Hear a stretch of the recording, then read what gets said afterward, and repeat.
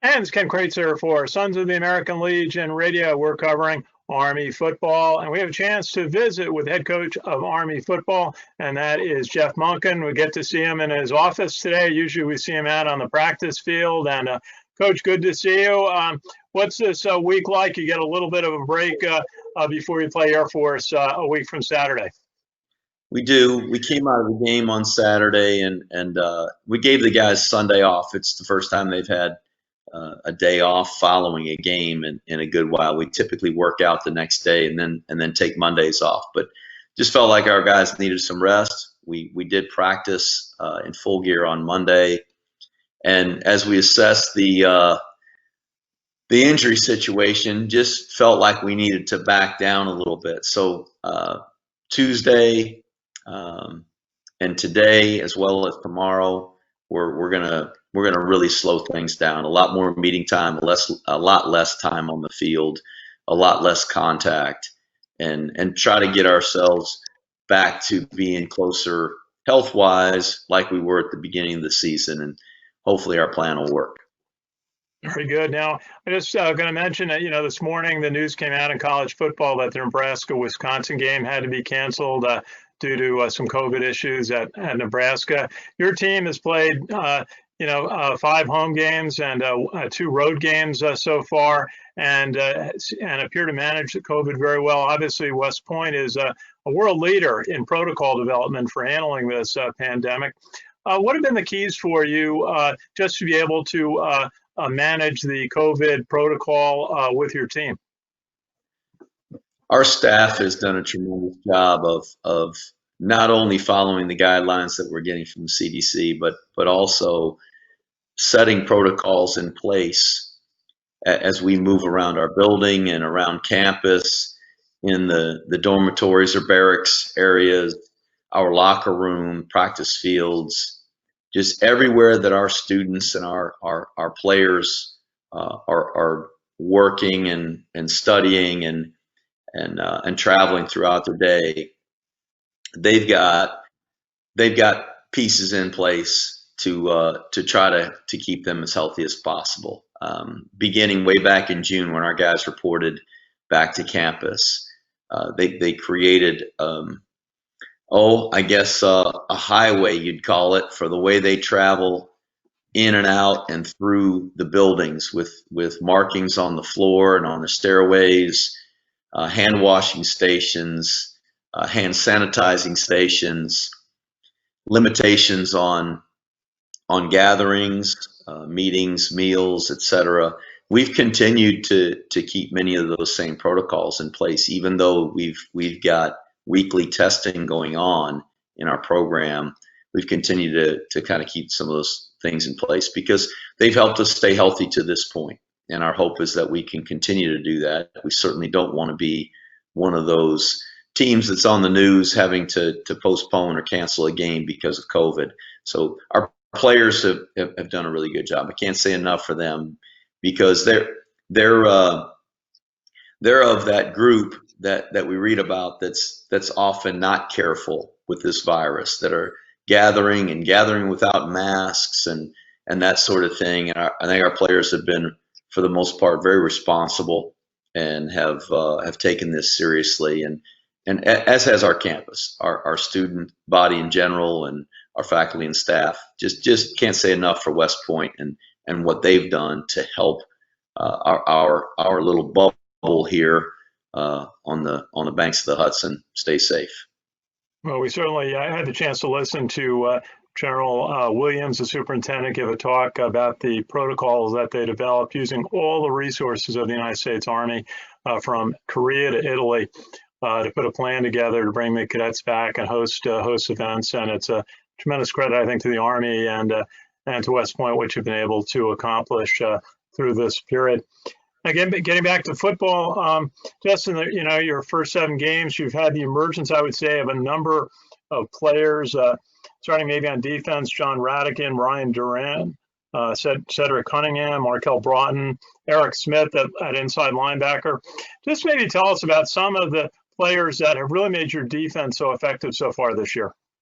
I think all the guys you've mentioned along with Nolan Cockrell, and Nolan may be quietly the guy that's making the biggest difference for us. That was not a regular starter a year ago, and he's just done a really, really good job this year. He's played nose and defensive end, and really tough kid. Plays tremendously hard. Smart player, physical player, and just really pleased to have him on our football team. He's doing a great job. And as you mentioned, there are a lot of guys that are in there making plays. You know, Jabari Moore scored 2 touchdowns. We saw Cam Jones make a diving interception on Saturday.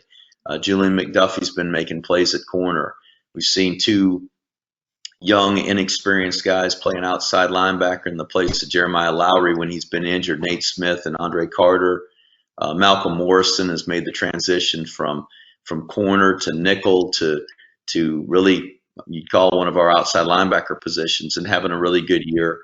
So I'm really pleased with the defense, how hard our guys are playing, and how well they've picked up the new scheme under Coach Woody.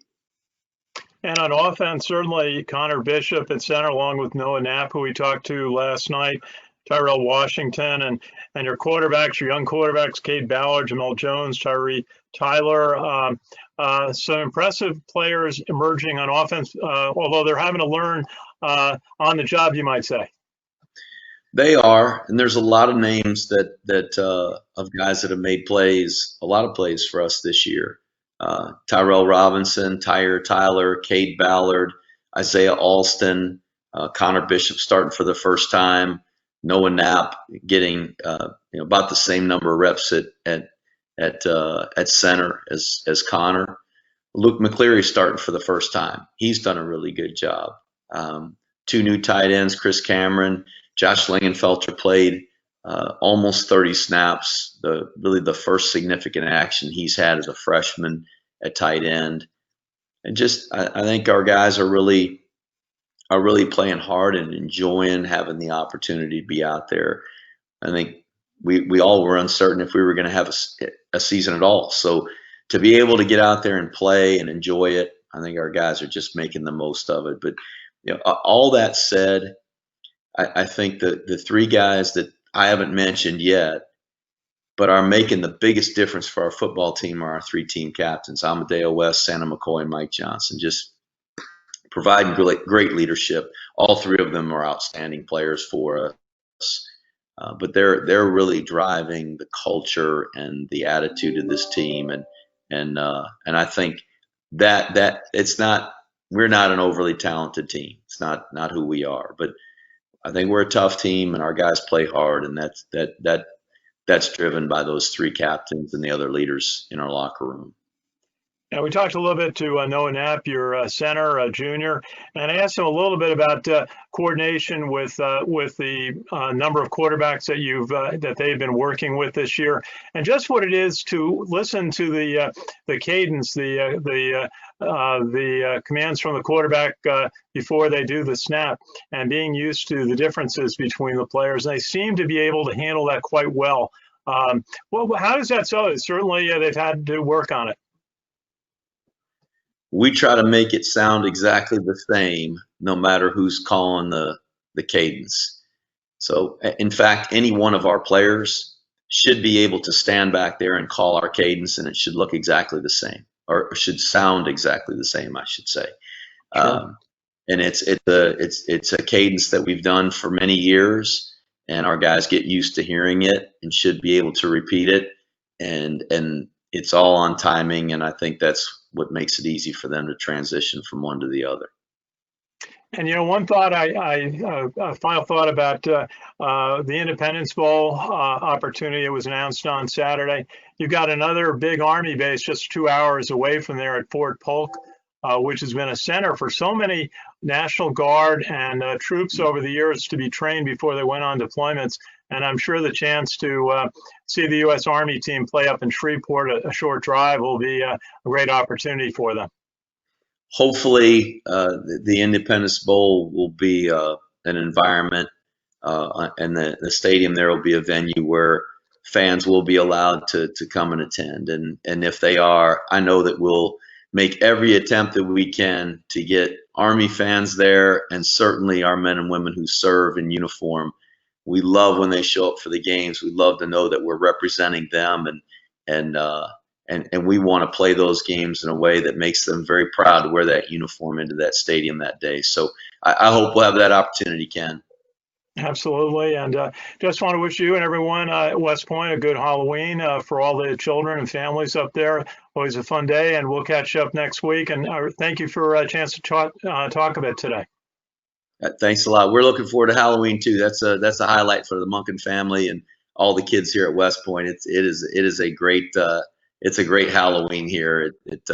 Very quietly, I think there's a lot of towns that make a big deal out of Halloween. This is a great place, and so we're going to enjoy that and enjoy the weekend off, and looking forward to next weekend when we get to play again. Okay. Jeff Monken, great to chat with you. Thank you. And best wishes to everybody at the team from all at the American Legion, the world's largest veterans organization. Good to see you today. Thanks, Ken. That's great. Thank you, Coach. This is Ken Kraetzer for Sons American Legion Radio covering Army football.